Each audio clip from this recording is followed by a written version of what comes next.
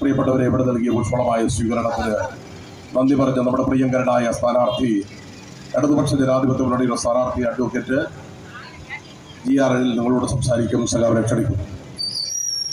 ബഹുമാന്യ സുഹൃത്തുക്കളെ, പ്രിയമുള്ള സഹോദരിമാരെ, സ്നേഹിതരെ, വളരെ വളരെ സന്തോഷത്തോടു കൂടി നിങ്ങളുടെ സ്വീകരണത്തിന് ആദ്യം ഞാൻ നന്ദി പറയുന്നു.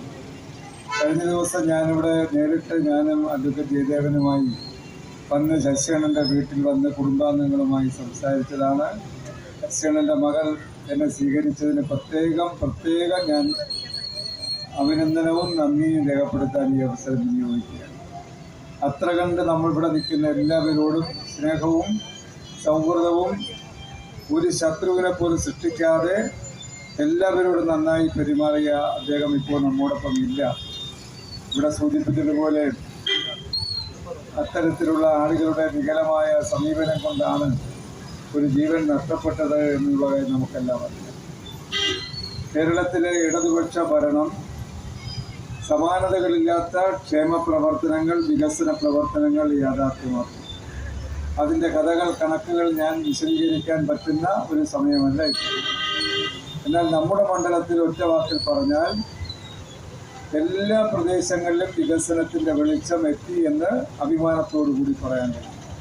ജനങ്ങൾ ആവശ്യപ്പെട്ട ഒരു വിഷയവും ഒരു പ്രശ്നത്തെയും തള്ളിക്കളയാതെ അതെല്ലാം പരിഹരിക്കാൻ ആവശ്യമായ നിർദ്ദേശം കൊടുത്തു, തുടക്കം കുറിക്കാൻ കഴിഞ്ഞു, ചിലത് പൂർത്തിയാക്കാൻ കഴിഞ്ഞു.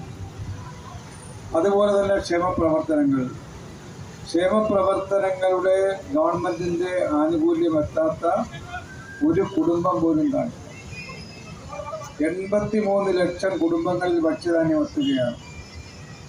കേന്ദ്ര സർക്കാരിൽ നിന്ന് വില കൊടുത്ത് അരി വാങ്ങിയാണ് വെള്ള നീലക്കാർഡിന് കൊടുക്കുന്നത്, അല്ലാതെ അവർ നൽകുന്നതല്ല. അപ്പം അതുകൊണ്ട് ആ നിലയിൽ ഭക്ഷ്യധാന്യം ഉറപ്പാക്കി പട്ടിണി അകറ്റാൻ ഈ കേരളത്തിന് കഴിയും.